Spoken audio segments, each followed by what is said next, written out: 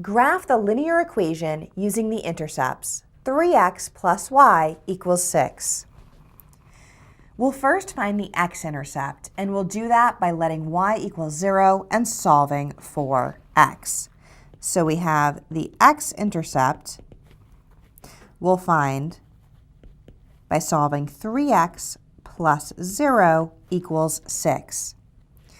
Simplifying, we have 3x equals 6, and solving for x, we divide both sides by 3 to get x equals 2.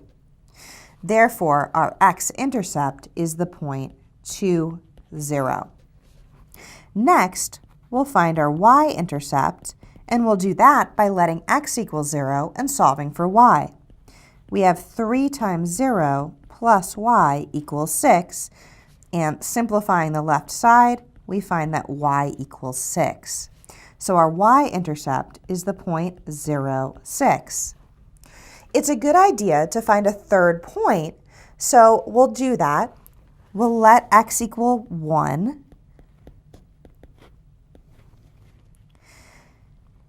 And when we let x equal 1, we have 3 times 1 plus y equals 6. Simplifying, that's 3 plus y equals 6.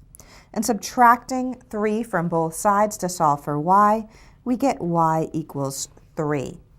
So the third point that we've found is the point 1, 3. We can now graph the equation by plotting these points and connecting them with a straight line.